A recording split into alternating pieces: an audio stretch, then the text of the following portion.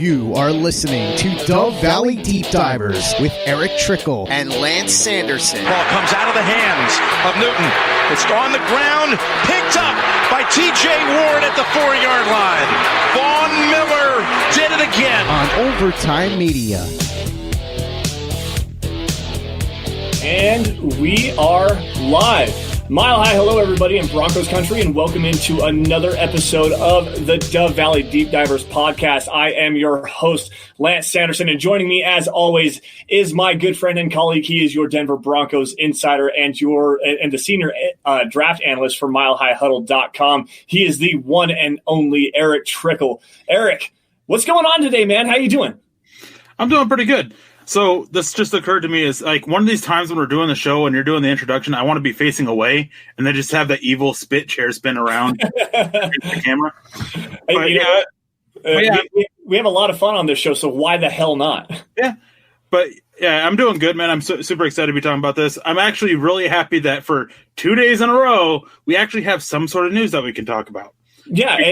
Almost for the whole last few months, that hasn't really fallen in our favor. It's always fallen to the Huddle Up pod or the Building the Broncos pod, which those guys are great. But hey, I want to talk about some news too, like fresh news. So it's nice and exciting. And I do want to say before we go on here that to answer this question, comment really, is we actually spent all of our pod yesterday basically talking about the declining of Bulls option. So if you really want to hear about it, you can go check it out tomorrow. I'm sure we'll discuss it very briefly, very, very briefly today. But yeah, I mean, definitely, if you want a lot more of our opinions and thoughts on it, just yesterday's pod. Yeah, absolutely. Yesterday's pod, there was a lot of fireworks. I mean, we got pretty animated. And not only that, there was some technical difficulties that we had to overcome as well. But still, it was a lot of fireworks. There was a lot of things going on, especially regarding that. But for today, we are going to break down just quickly the rumor and the article, the report that Manish Mehta of the New York Daily News brought up earlier today regarding the Broncos potentially trading up with the New York Jets to go up and target Matt Hennessy, the center out of Temple, rather than sitting tight at 83 and going and getting Lloyd Cushenberry. But before we break that down, guys, a couple of quick matters of business. Again, this is the Dove Valley Deep Divers Live podcast. You guys can follow the show at DVDD_pod. You guys can follow us both. You can follow me at Sanderson MHH, and for Erick at Erick Trickel. Notice the CK in Erick and the EL in Trickel. Also, if you guys get an opportunity while you're doing that, follow at Mile High Huddle for instant news and analysis, breaking news updates, film breakdowns, stuff like that on your Denver Broncos. It's really the easiest way to keep caught up with all of your news, especially what's going on today. This is the Overtime Podcast Network. Now, Erick, according to Manish Mehta, who is pretty much like the Mike Kliss of the Denver Broncos, he is pretty well connected with the New York Jets. If you need to know anything about the Jets, you go and you find that Manish Mehta news. He reported earlier today on the New York Daily News that the Broncos were going to try to trade up with the New York Jets to acquire the number 79 overall pick. They were going to give up number 83 at least, and potentially number 178 and number 180 or number 181 to go and target Matt Hennessy, the center out of Temple. When Matt Hennessy got drafted at number 78 overall by the Atlanta Falcons, that is where the trade fell through. So this brings the question to me. First off, I'm going to just run to you and your sources. Have you heard anything as far as this is concerned? Is there actually like truth to this report? Yeah, there actually is some truth about it. Denver, I mean, Matt Russell actually came out and said that Denver came close to multiple trades. They just ended up being like a player away. So basically what that says to me is, hey, we were expecting so-and-so player to fall to where we were trying to trade up to. They didn't. They went like a player ahead of them.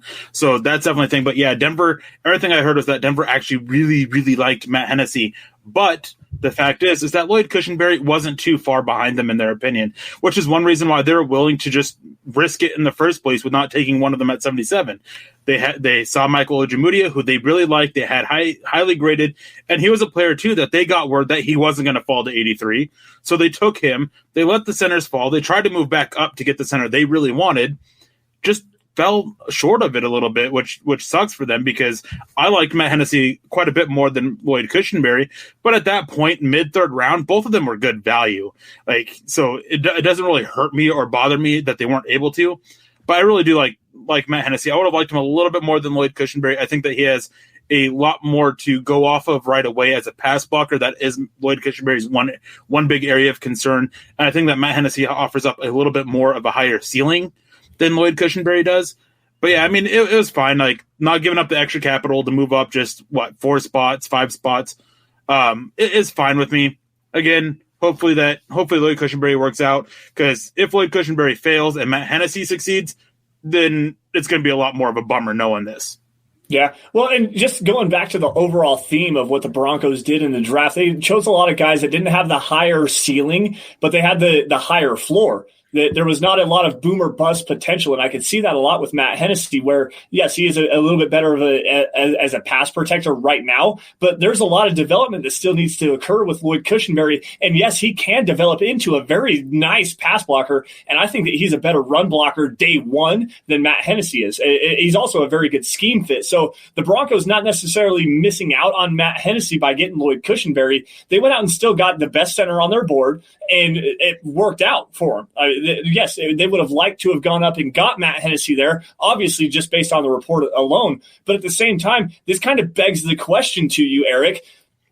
Would you rather have Matt Hennessy at number 79, or would you rather have Lloyd Cushenberry at 83? And let's just say that the Broncos were to trade number 178, which happened to be that kind of high upside coverage linebacker and Justin Strnad, or would you rather have, say they traded 181 and get rid of Netani Moody, the high upside guy that can't just figure out how to stay healthy? So which would you rather have? I mean, obviously with my philosophy when it comes to the draft is I want more darts to throw. So I'm not going to take that trade up, especially for a center. I mean, as much as I like Matt Hennessy, I'm just not doing that. I'm going to take those 2 darts compared to the 1 and still get a center and still get another piece, either a linebacker or an offensive guard, both of whom have medical questions going forward that they got to stay healthy, stay out on the field. But yeah, I'm taking those 2 darts to throw instead of just the 1. That's just my philosophy, how it is. I'm very rarely going to be okay with trading up. And yeah, that's just my philosophy. I'm not all for trading up, period. No, I totally agree with that. And just looking at how everything fell, especially after the fact with the Broncos there, if they were to trade up and they were to give up number 83, obviously they give up they give up Lloyd Cushenberry to get Matt Hennessy, but they still didn't get a coverage linebacker. They didn't take Akeem Davis-Gaither, even though he was there for them at number 95 overall, and they passed up on that coverage linebacker. So now you've filled one hole with a player that projects higher ceiling, but kind of a lower floor because you don't really know what you're going to get in Matt Hennessy. You at least know what you have in Lloyd Cushenberry because he's a more well-refined player with a little bit limited upside as far as where he's at. But then you don't also get Justin Strnad, who with the biceps tear before then he was projected as like a 4th round linebacker. Now you get him in the 5th round, you get a good value there, and you also fill that need that you don't get by trading up. So to me, it's kind of, I'm definitely with you on that. There's no way, not really no way. I guess if the Broncos were to value Hennessy higher than Cushenberry, then sure, I could understand that. But then you don't go and bolster that linebacker position where everybody knows you have a coverage need there, especially against the tight end position. Getting Justin Strnad and Lloyd Cushenberry, who I had very highly rated on my board, was actually, it's a better move in my opinion. Yeah, I definitely agree. And I just want to go through, and there was a question that I saw that I wanted to touch up on.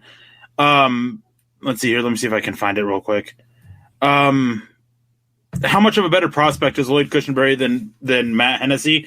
I actually had Matt Hennessy rated higher. I liked him quite a bit more. But it's as Lance said, as Matt Hennessy has not quite as a high floor, but a higher ceiling than Lloyd Cushenberry. So he's a little bit more, I don't want to say boom or bust, but that's the best way to kind of convey that. Whereas Lloyd Cushenberry is a little bit safer as a prospect. So I had him higher simply for that reason. But yeah, I mean, we're not saying that Lloyd Cushenberry is a bad player or anything like that. We both really like him. We both really like the pick.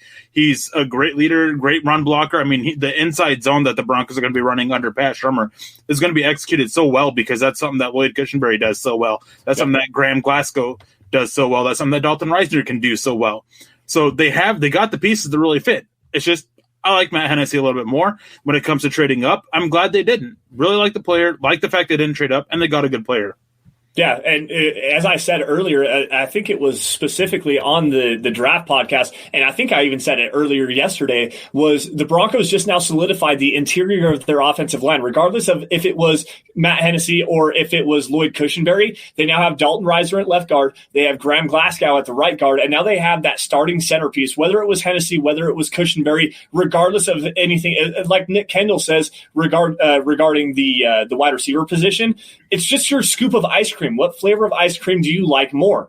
Hennessy fits in. He's a good scheme fit, high upside. Lloyd Cushenberry, a little bit safer a pick. Still a very good scheme fit, regardless of who it was. The Broncos now have 3 guys under contract for at least the next 3 years. So there's a lot of growth that can happen on the interior of the offensive line. And just that, especially with the high upside that you potentially have with Glasgow, especially as a pass protector. Dalton Risner showed capably as a pass protector. Lloyd Cushenberry with Mike Munchak might show very high upside as a pass blocker, just the high upside potential for this interior of the offensive line is then going to help on the outside as well, because it's going to give Drew Lock a solid pocket to step up into and throw the football. He's not going to have to stand back behind, evade that edge pressure coming out from Juwan James, who we have no idea if he's going to be healthy, Elijah Wilkinson, who was absolutely terrible last year, and then as we talked about last night with Garrett Bowles, the struggles that he has had, regardless of what you think about him.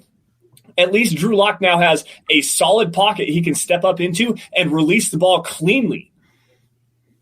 And here's one thing, too, about Drew Lock is that when pressure is coming off the edge, he deals with it fine. He's able to move around. He knows how to avoid it and just maneuver the pocket.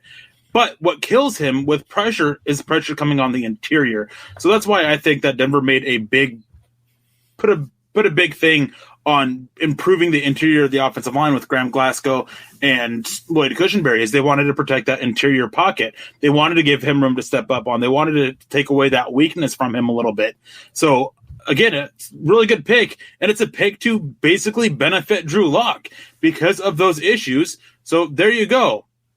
And real quick, PDKJXG, we're going to comment on Garrett Bowles. I mean, it's great that you think that he's trash. We disagree on that. We're here to give our opinions on this. Like, we appreciate your opinion. We're not going to stop defending the dude. We're not going to stop talking about the dude because he's part of the Denver Broncos roster. Yeah, and just going back to this, here comes TG with a $5 super chat. TG, thank you for joining us tonight. We appreciate it, man. Love you guys. Finally, I have been arguing with Zach, with that Zach Kelderman forever about Garrett Bowles, and you guys proved me right. I don't know necessarily that we proved anybody right. It's just our opinion on the entire matter. It's if you look at Garrett Bowles, statistically speaking, you take away the penalties, he rated very highly in pass protection. He gave up less pressures, and I still have my notes sitting right here. Hold on. He gave up less pressures than Anthony Costanzo, the starting left tackle for the Indianapolis Colts. Less total pressures than David Bakhtiari, Taylor Decker, Alejandro Villanueva, who was a project that Mike Munchak turned from not really retired, but former Army Ranger into starting left tackle. And he gave up less pressures than Mike Munchak's dream child. That's really how it is. And with Mike Munchak in the fold, Garrett Bowles can really improve. There's a lot of improvement to have, and you saw that especially over the latter half of last season, where he only allowed a handful of pressures, only one sack given up with Drew Lock under center, and only had one holding penalty, which was offset. And I believe that one was against the Minnesota Vikings, which Brandon Allen was the starting quarterback and not Drew Lock. So there's a lot of improvement. And Garrett Bowles, yeah, you can hate on all the penalties, but as a player himself that still has a high developmental upside, why? Why would you move on from that? At least keep him under cost control for the next 2 years. Yeah. Well, I'm not going to sit here and get into Bulls. We did that enough last night. It's whatever. It's in the past. We can't make them. They're not going to change their opinion on it. We just got to see what he does this year. This is the Overtime Podcast Network. Nad comes in with a $5 donation. Thank you, Nad. He says, "Hey guys, just want to say I really enjoyed last night's show and it cut out before I can send you anything. Great job." Thank you, Ned. I'm glad that you guys enjoyed it. I'm glad that it actually lot of the feedback's actually been positive about it. Yes. Although there have been few that have been talking about how angry we were and all that. But But anyways, I do want to say this. I wanted to say this earlier too.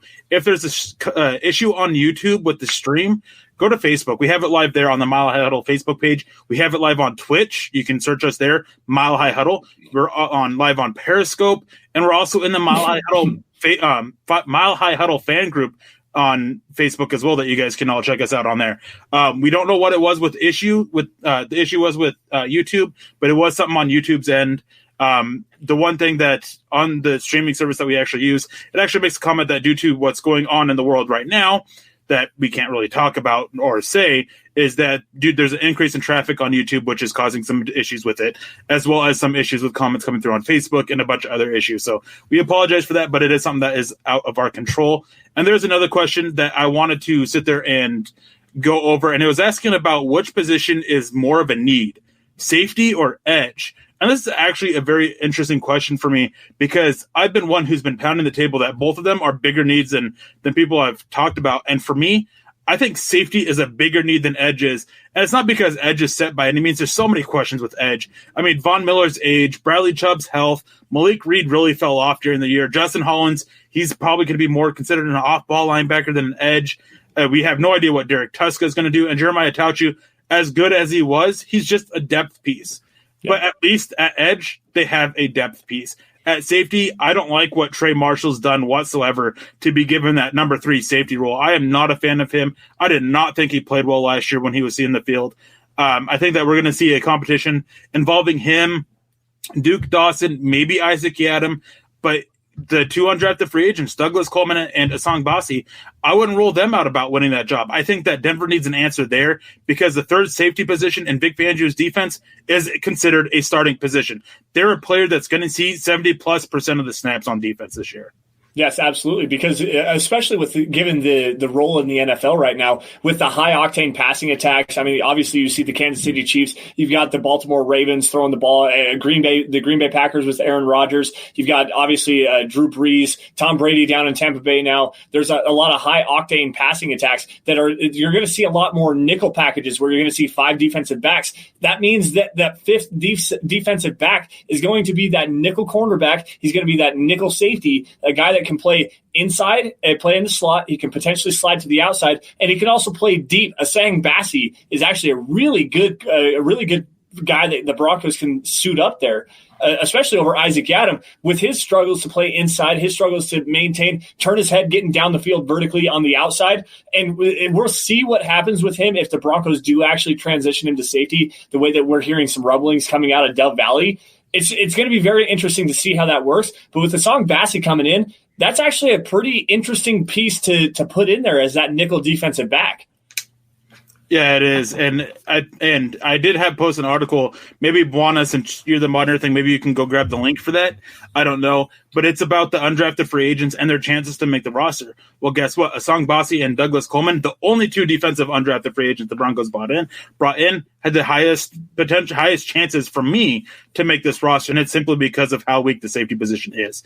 And I do want to address this real quick. Wallace, who cares? Why even report that information? It's negative. And is it even true? It's not really negative. I would say it's just something that it's an interesting piece of information showing that the Denver Broncos, once again, I mean, it's been pretty well known, they tried to move up for a player. They just weren't able to do so. That Lloyd Cushenberry, he wasn't their first choice at center, which negative you may call that. It is something that fans should know about.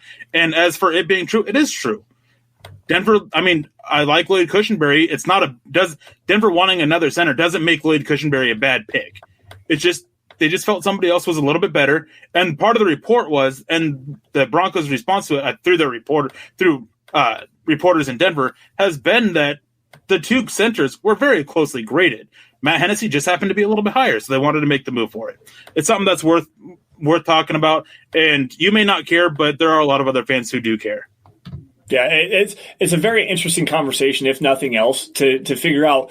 I mean, we're post draft. It's not necessarily to generate a news story or anything like that. You just got to find something to be able to talk about. And this was a very interesting kind of an article coming from a guy that's highly regarded, especially in the national media, as being a guy that is very well versed in what the New York Jets are doing. And for him to come out and drop this kind of a piece of information, it's definitely newsworthy. It definitely is newsworthy. So let's see. There was a couple of questions. Well, there is one question that I really wanted to get to. I saw Buonabee's post it. It's a question that I've seen him mention a few times, and he actually messaged me about it on Mile High Huddle. He asked about Cordy Glenn. So real quick, Buona, here's my thoughts on Cordy Glenn. I don't think he's a starting caliber tackle. I think he'd be a solid option for depth at this point. As for cost, I wouldn't do more than like a 1 year, $3-4 million deal for him. And a big thing is that maybe you hope that he can regain his starting form that he had, where he was actually a pretty good starter there for a while in Buffalo, but he just started getting hurt and really fell off the cliff. So I wouldn't invest a lot of money into him. But he definitely could be an option. I think of all the free agent tackles that are left available, I think Kelvin Beachum, a guy who has experience with Mike Munchak, I think he's a little bit of a better fit and makes a little bit more sense. We'll see. There's been a lot of rumors going around that Denver is looking at the free agent market to find a potential swing tackle and to find a potential corner. And that doesn't necessarily that makes a lot of sense is what I wanted to say. It's with the Broncos offensive tackle depth, obviously you've got Garrett Bowles, you've got Juwan James, the health question mark, you've got Elijah Wilkinson, who struggled even way worse than Garrett Bowles even thought of. Then behind that, you've got Quinn Bailey, who's a developmental piece at best, probably going to be sitting as a right tackle at the very best. In the worst case scenario, he's going to be suiting up at right tackle. You got Jake Rogers, who's really struggled as well, and he would look really bad last year in the preseason. Like the offensive tackle depth on this team, yeah, you can insert a veteran guy, Jason Peters, the Kelvin Beachum, Cordy Glenn, any of that. I would understand the move, but at the same time, really, what kind of upside are you potentially looking at? You've got Kelvin Beachum, who had the same amount of called holding or accepted holding penalties against him last year as Garrett Bowles. You have Jason Peters, who's at 38 years old, had a down year last year as well, and Cordy Glenn, who has been just kind of a hit or miss kind of a guy. Like as a depth piece, a guy that can step in and take over if anybody gets injured, something like that. Sure, I can understand it, but at the same time, let's just kind of see what happens. Let's see what happens, especially with Garrett Bowles, and hopefully, Juwan James comes back healthy. Yeah, I definitely agree. And there's a lot more questions, guys, but I really want to grab this from Nad. Waiting patiently for my DVDD shirt to get here. Yes, so am I. I'm waiting for my hat as well. I made some orders for that stuff and everything. I'm very anxious to get it here. Once that happens, though, the tie will be leaving. I'll be wearing my DVDD stuff. I keep saying DVD. But yeah, guys, go make sure you guys are checking that out. HuddleUpPod.com to go get some Dove Valley Deep Diver swag as well as some swag for Huddle Up and building the Broncos as well. Now, One of the other questions that I saw that I wanted to get to was about Michael Ojimudia. And I think this is relevant because Denver took him at 77. A lot of people called him a reach, but guys, he was going either 81 or 82. Just so you know, he wasn't going to make it to 83. But on top of that is the actual question is, how scared are we of him becoming like Isaac Yiadom? Now, I was a big fan of Isaac Yiadom, and this is one reason why I really want to talk about this, but with Isaac Yiadom I had a hard time projecting him to what scheme he'd fit best in. He wasn't very fluid to play man coverage, but he had a good press. He didn't change the direction very well. He didn't read the quarterback very well, so he didn't fit in off coverage either. So it was just very weird to put him. I think that safety actually will be his best spot. Maybe Denver actually looks to move him there, as I've gotten some word that he is. Ojimudia, he does his best with reading the quarterback, which makes him perfect for playing off. I saw somebody else ask a question about moving him to play safety. I'm not doing that because with Broncos scheme, with Vic Fangio's scheme, he's playing off coverage. He needs to be reading the quarterback. He needs to be able to read the quarterback very well and jump routes, which he does very well. When his back does get turned to the quarterback, he still does very well with reading the receiver deeper downfield. And he was the best deep corner in college football the last 2 years. Yeah. So that is tremendous. That's a tremendous trait for him. He's not a guy I'm looking at playing safety. I think he can start from day one. To answer yet another question that was in the chat, is he can start day one as a boundary corner playing off coverage for the scheme. That's one thing too, is I was a little on my board. Ojimudia was a little bit lower than 77. I think he was in the early hundreds, like 100 to 110, I think. I can't remember exactly off the top of my head. But here's the thing, is that with my board, it's not specific for the Denver Broncos. If it was specific for the Denver Broncos, he would have been higher than some of the other corners that I had above him, because these were guys that couldn't play in off coverage as well as he did. He is a tremendous scheme fit, and he wasn't a reach. He was a guy that he was going to be gone before pick 83. Well, if you watch Michael Ojimudia and watch the way that he worked with Geno Stone in the back end of that secondary in Iowa, he was very fluid as far as passing coverage off and understanding his assignments. He understands where he needs to stop and move back forward into his zone. He understands if he needs to keep moving backwards. He understands where Geno Stone's going to come. Very high football IQ kind of a guy. And when he sits and then drives on the football, he does get his hands on a lot of footballs and takes a lot of footballs away. I saw a lot of very, very nifty interceptions that came out of Michael Ojimudia, just driving back where he drop back in his zone, sit, wait for the guy to pass up, and then drive underneath and go get that quick out route coming underneath the vertical threat. And just the way that he understands the game, understands the complex defensive schemes. And it's not really a complex defensive scheme in Iowa, but at least he understands how it works. And with Vic Fangio, it's a lot of the same things. A lot of those, make sure you sit and understand your zones. Do what you are told to do, and then work from there. And Michael Ojimudia, with the high football IQ that he actually has, is a very perfect scheme fit, especially in this match quarters, that cover three kind of so cover four match quarters, and then a cover three zone where he can drop back and then continue to work back behind himself and keep working that deep third. Yeah, and I want to make this clear. We're not saying that Ojimudia is going to be a star. He's a good prospect. There's a lot of stuff that we don't know about with how they're going to transition to the NFL. With Paxton Lynch, we didn't know that he wasn't going to take it seriously, that he was going to want to go play video games more than focus on becoming a better quarterback. We don't know about that kind of stuff. So we don't know what the drive is for Ojimudia to get better, to improve. We just can go off of what we know based off of his performance in college, off of scouting him and everything like that. And he's a good prospect. And I want to make something clear real quick too.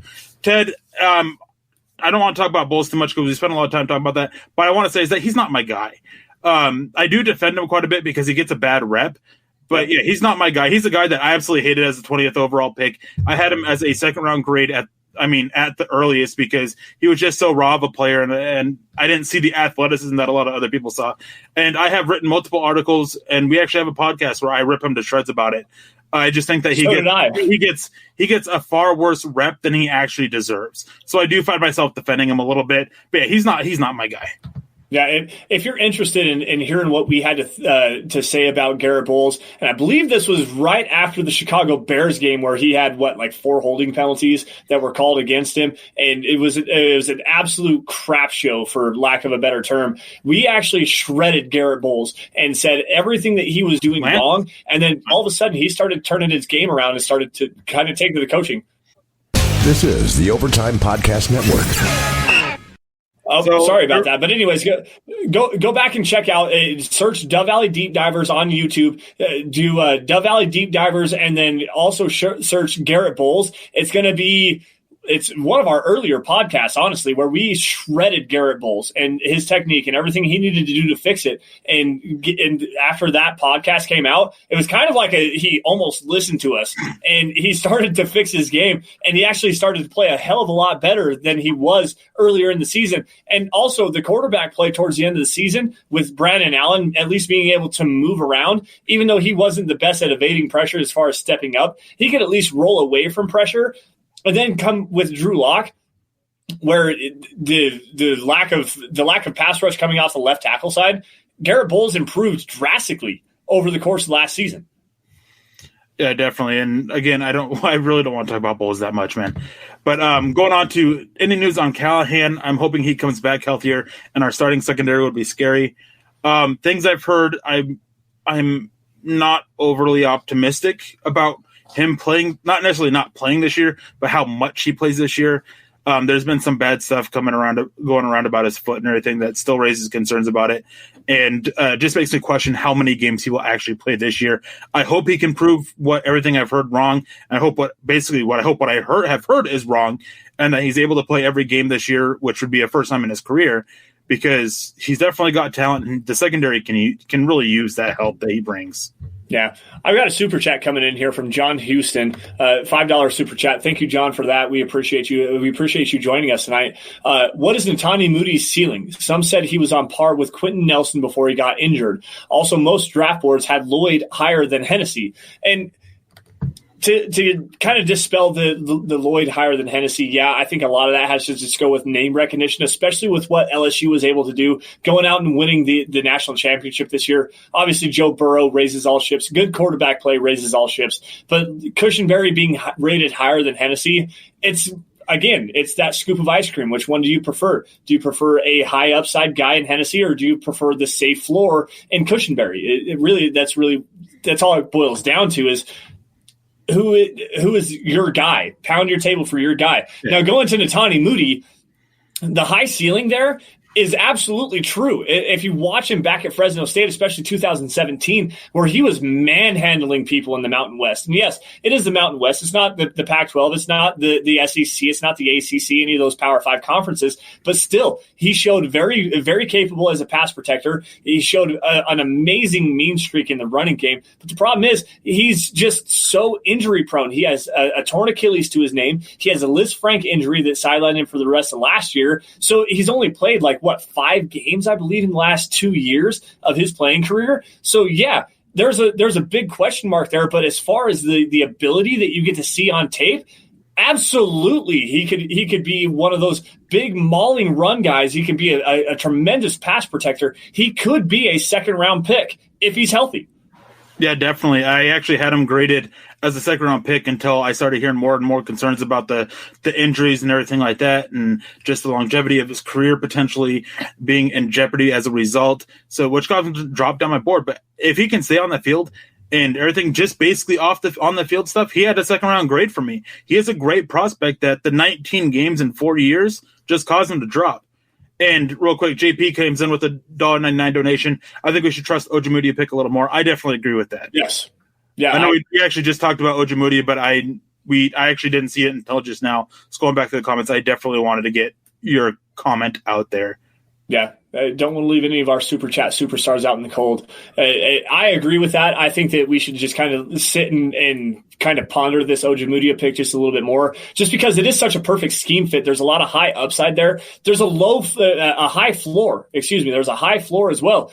What you see is potentially what you get with Michael Ojimudia, and especially if he can develop those smarts and use that high football IQ, he can be a very good cornerback. He may not be, like a Stephon Gilmore. He may not be a Chris Harris Jr., but if you can get a Prince Amukamara out of Michael Ojimudia, is that a bad thing? I don't know if it's really a bad thing. I mean, I lost my train of thought. If you can get Prince Amukamara level production out of Michael Ojimudia, is that a bad thing? No, because Prince Amukamara was actually a very good corner for multiple years, especially in the Vic Fangio defense. He was one of the best corners in the NFL in, I want to say, 2017 or 2018 in the Vic Fangio defense. I think it was 2017. But yeah, if you can get that production, you're very happy out of that, because that's more production than you're expecting to get out of a third round pick. And to throw this out there is, I actually just did an article that should be maybe coming out either later tonight or tomorrow about predictions for the Broncos 2020 season. And I'm going to spoil it a little bit, but one of my predictions that Ojimudia is going to end up being the best Broncos corner. So keep an eye out for that to read about my reasoning why. But yeah, I definitely think that he will be a surprise for a lot of people. And John Houston comes in with the $1.99 donation. Should we have taken Jones or Cleveland in the second? And this is a debate that we can have over and over again and just constantly go back and forth on. The fact is that Denver didn't have those two graded higher than KJ Hamler. If they did, they would have selected one of them. They really liked KJ Hamler. They really liked what speed he brought to the offense. He really liked the explosiveness that he brought to the offense. They loved him. They wouldn't got KJ Hamler. Is that what I would have done?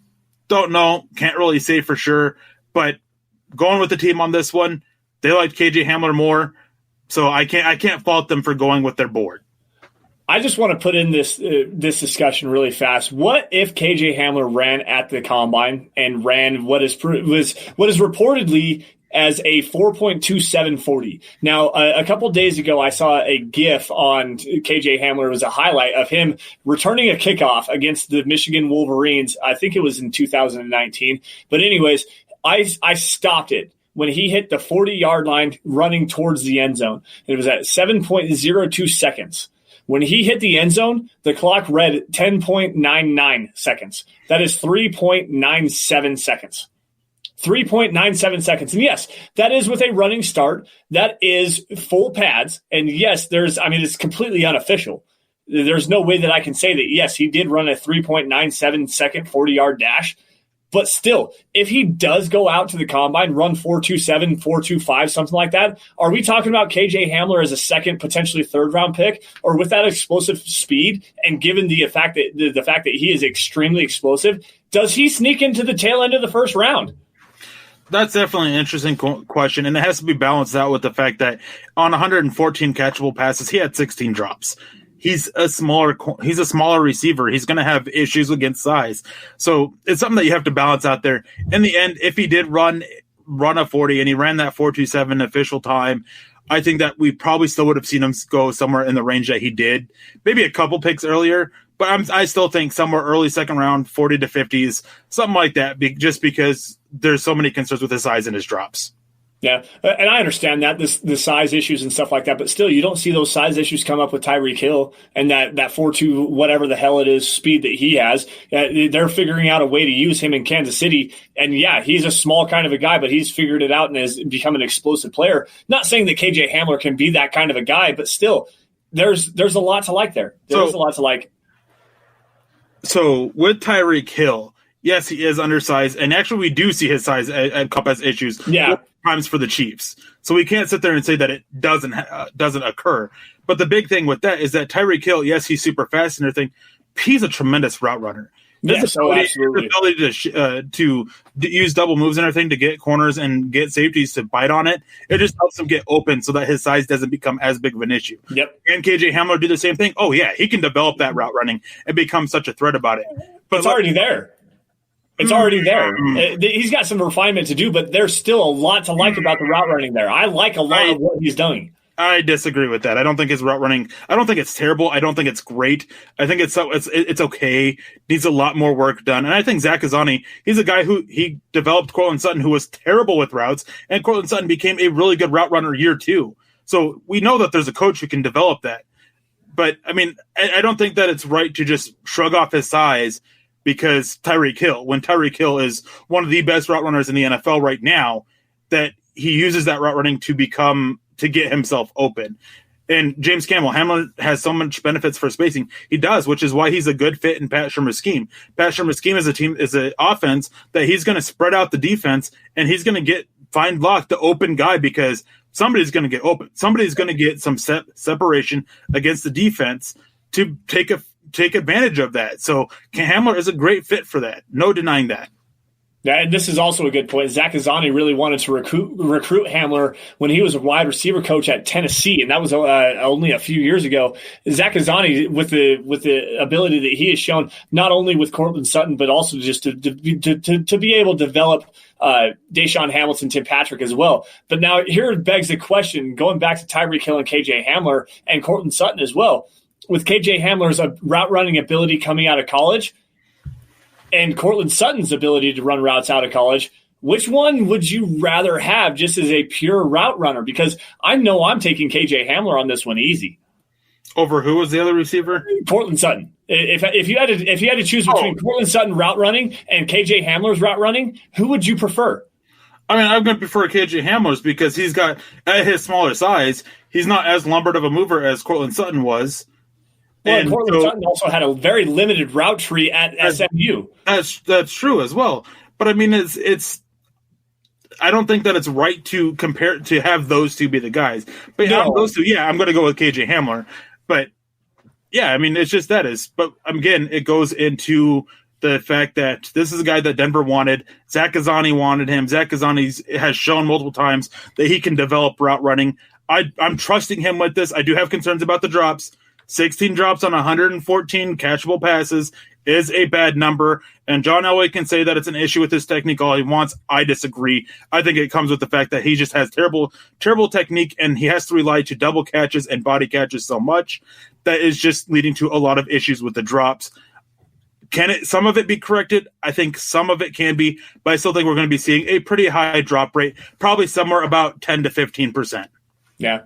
All right, so guys, I also have a family barbecue going on right now. If there's a bunch of people coming into the house and everything, I've got just some personal stuff that I've got to taken care of. So only a couple more questions. We got to get out of here. We're running about 39 minutes being live right now. I do got one very interesting question for you from Daniel Haycraft on YouTube. Why didn't Douglas Coleman get drafted? Didn't he lead the nation in interceptions? Well, here's the thing is, first of all, is don't box score scout. And I'm not trying to rip into you, Daniel, or anything like that, but just because a player leads the nation in interceptions doesn't mean he has the technique, doesn't mean he has the ability, the traits to transfer and play well in the NFL. Now, as for Douglas Coleman, I think he should have been drafted. When I watched him, I didn't watch him prior to the draft. When I watched him afterwards, watching his play, I think that there were enough traits there that he can be a solid number 3, number 4 safety and be very good in the NFL in that role. Because he's got decent range, he's got decent speed, he's got good tackling technique. He does very well when reading the quarterback. I think those are traits that you can get a solid player out of it. So I would have gone with used a 6th or 7th round pick on him because he's not the greatest guy with range. He's not the greatest athlete or anything like that. He's just a very solid player that I would want on my team, and I think that he can really be a benefit on special teams. Yeah, so I think he should have been drafted. Yeah, I don't know much about Douglas Coleman. I know that obviously the high interception numbers, the rangy kind of guy that he is, but still at the same time, I really don't know a bunch about him. But one more question before we get out of here, unless we get a flood of stuff coming in here. James Campbell, Mile High Huddle Super Chat Superstar, amazing work that he does with everything he does on the Facebook page. Serious question here. How much of an issue does Elway have with re-signing his own talent? Roby was the last one to get the 5th-year option. Miller, the last drafted talent to get re-signed, if I recall correctly. Feels like he's improved with his draft. Now, this begs a very interesting question here. How has his draft picks actually panned out? Because so with Demaryius Thomas, he wasn't a John Elway draft pick, but John Elway did sign him to a very friendly long-term deal. He got Von Miller, obviously. He has done work with Brandon McManus. But then also at the same time, he got rid of, Matt Paradis, Connor McGovern walked. You've seen Shane Ray, another first-round pick, walk. Is there an issue with the way that Elway's drafting, or is there an issue with Elway not liking the guys after he has seen them come into Denver? I think it's an issue with the players. Not just the players, just to be clear. I think it's an issue with the money the players want, the personnel the Broncos have, and just things like that. I mean, Von Miller, yeah, he was great. Orlando Franklin, when it came time for him, Denver was just ready to move on. He wanted a little bit more money than Denver was willing to give him. Julius Thomas, he was a guy that Denver, they didn't want to pay because of his atrocious blocking. He moved on from there. Danny Trevathan and Malik Jackson, those were guys that when it came time to re-sign them, Denver, money. They couldn't afford to put extra money onto the defensive line after re-signing Derek Wolfe. And with Danny Trevathan, they just didn't feel that they wanted to spend that kind of money on the linebacker position because it's not a valued position for John Elway. It really isn't. And then you look at some of these other picks, they've had a lot of misses on it. I mean, that 2013 draft, that's basically all gone. Seriously, look at it. It's just atrocious of a draft. In 2014, Bradley Roby, when it came time for him, Denver was interested, but he wanted a little bit more money than Denver was willing to get. Matt Paradis, Denver was scared away by his hips, so he wanted more money than Denver was willing to give him. Cody Latimer, there was a lot of issues there behind the scenes that both sides were ready to move on from. Denver re-signed Jeff Hireman. They brought him back. For a 2-year deal, but it's just the thing of that there's so many other variables in play with it. Justin Simmons, I fully expect him to get a big extension here before the deadline. And I want for those out there is I saw somebody mention about Will Parks and throwing more money at Will Parks. Yep, I saw that too. The thing with that is that Will Parks wanted to start. He took less from Philadelphia because he's getting a chance to start. If he returned back to Denver, he wanted a lot more money than he actually got to be a depth piece. His biggest thing was that he didn't want money. He wanted a chance to start. He took that 1-year deal. He's going to go in. He's going to compete to start with the Philadelphia Eagles, returning home, by the way. and see if he can't capitalize on that next year. And I agree with that as far as Will Parks. Now, there is one thing that kind of gives me just a little bit of pause with Vic Fangio's scheme and Will Parks being that nickel safety, that nickel cornerback, that nickel defensive back hybrid kind of guy. It does kind of raise the question, is that a starting position, especially in Vic Fangio's scheme? And yes, he did want a lot more money. He wanted an opportunity to go back and be that deep safety and play a little bit more off the ball, not have to play on the inside a little bit and just be that deep safety in that Philadelphia scheme. But also as a off the field kind of a guy, he's a great leader. He did a lot of work in Denver, but he is also from Philadelphia and he loves that city and he wants to go and make that city a better place for a lot of just African-American children and just to kind of get some people to be better is the biggest thing. He wants to go and give back to that community. And he couldn't have that opportunity. He did have the opportunity to be the philanthropist in Denver, but the ability to start and go have a premier role in that defense and not a secondary kind of a rotational piece in Denver's defense, to go to Philadelphia and actually be able to do that, it was too good of an opportunity for him to pass up. Now, guys, I do got to get going here, but before we get out of here, Balana Beast coming in and saying, thank you, Eric and Lance, for a great podcast. You guys have brought it these last 2 days. Leave a like. Make sure you guys smash that like button, tap it, whatever you got to do. Show us some support in the easiest way you possibly can. Head on over to milehighhuddle.com for articles. Leave a like and a comment. And also, great stuff from the chat. We do appreciate it, guys. You guys can follow me at Sanderson MHH and for Eric at Erick Trickel. You guys can follow the show at Dove Valley Deep Diver, at DVDD_pod. Follow at Mile High Huddle for breaking news and analysis on your Denver Broncos. And Eric, anything else before we get out of here tonight? Any last words? Yeah, Garrett Bowles doesn't suck. Stop hating on him. He's at the very worst league average. Thank you. Good night. All right, guys. Well, for Eric, I am Lance. You guys have a great evening. You guys stay safe and take care. We'll see you next time. You've been listening to the Huddle Up Podcast. Join Broncos Country's deep divers at milehighhuddle.com to keep the conversation going.